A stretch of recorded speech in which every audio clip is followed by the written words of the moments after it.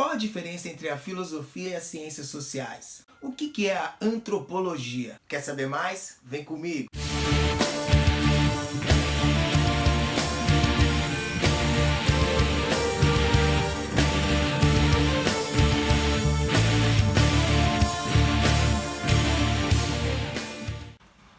Salve!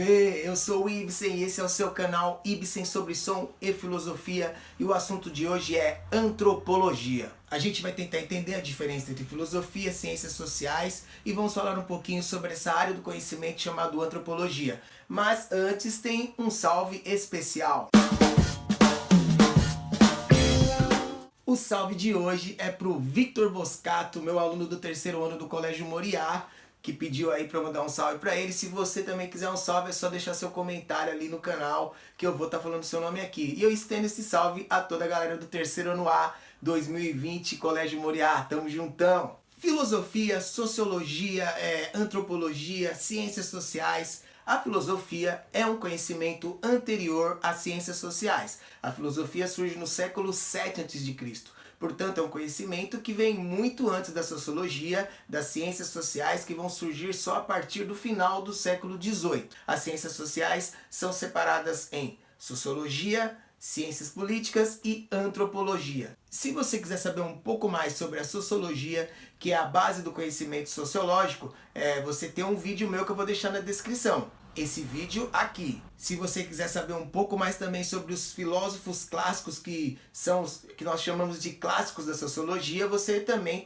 vai ter um vídeo com o link na descrição. Esse vídeo aqui. Só que a sociologia, ela também tem a ciência política e a antropologia, que é a ciência que nós vamos estudar hoje. A antropologia é a ciência que se ocupa de conhecer as sociedades a partir dos seus aspectos culturais, religiosos e seus saberes. Assim como a Revolução Industrial foi importante para que houvesse o surgimento da sociologia, porque com a transformação social que a Revolução Industrial trouxe, era necessário que se desenvolvesse um tipo de saber com metodologia científica capaz de entender essa nova sociedade para poder melhorá-la. A antropologia também tem um fator econômico, o colonialismo europeu. O colonialismo europeu, que se desenvolveu desde o século XVI, que vai ter o seu auge no século XVII e XVIII, com o conhecimento de novas sociedades, fez com que alguns pensadores começassem a se preocupar em entender essas novas sociedades que estavam surgindo, tanto na África como na Ásia e até mesmo na América do Sul. Esse saber que tinha por objetivo conhecer essas novas sociedades foi batizada de antropologia. A palavra antropo quer dizer homem, então uma ciência que estuda o comportamento humano. Obviamente, a antropologia como saber teve que se desenvolver, e no seu gênese ela vai ter um componente que a gente chama de etnocentrismo, ou mais especificamente eurocentrismo. O etnocentrismo é a ideia de que uma cultura é superior às outras, é uma referência para as outras. E o eurocentrismo é o conceito de que a cultura europeia, em todos os seus aspectos, é superior aos outros tipos de cultura.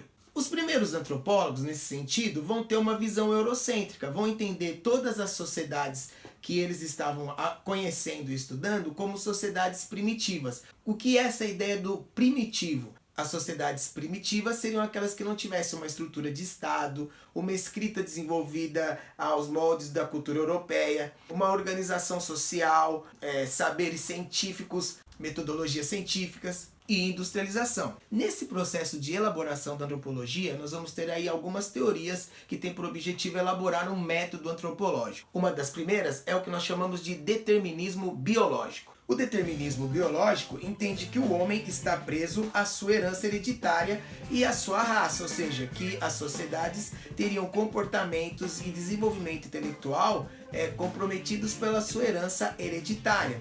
Nós temos o evolucionismo defendido por intelectuais como o inglês Herbert Spencer, que defende a ideia de que as sociedades se encontram em etapas de evolução cultural. E o darwinismo social, que entende que as sociedades apresentam inclusive o conceito de religião como estágios, ou seja, as sociedades primitivas teriam religiões politeístas e as sociedades mais evoluídas seguiriam a ideia do monoteísmo. E o estágio principal seria o estágio que os europeus se encontravam naquele período.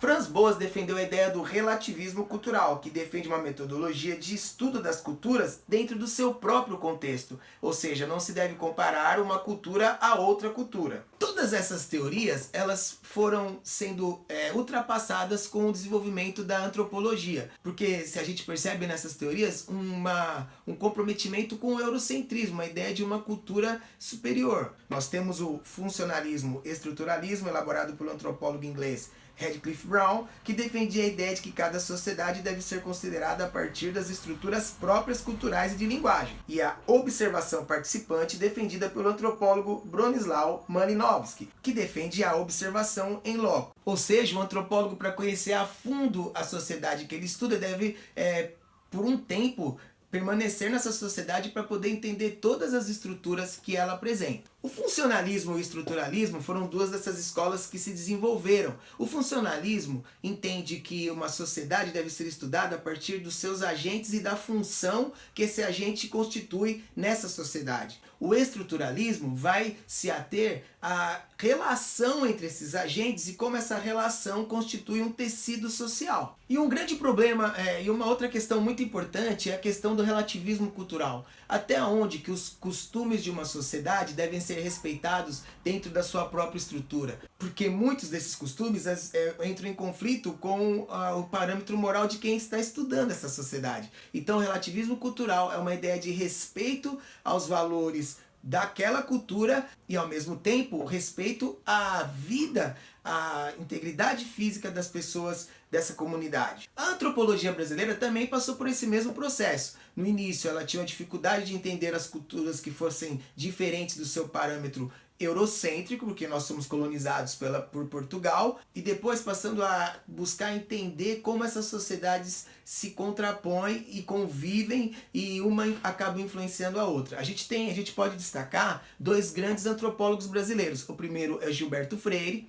né, que vai ter uma obra aí icônica que é Casa Grande Senzala, onde ele vai falar desse antagonismo entre as raças. Uma sociedade composta por etnias diferentes e que possuem um antagonismo, uma convivência um tanto quanto tensa, né? Então ele vai mostrar como que as condições sociais dos negros é diferente dos que são descendentes de europeu, a condição do indígena, da mesma forma como essas culturas, tanto a indígena quanto a africana, interferiram na sociedade, nos costumes e na religião brasileira. O outro que a gente vai destacar é Darcy Ribeiro, que vai tratar muito da questão do indígena e das sociedades indígenas no Brasil.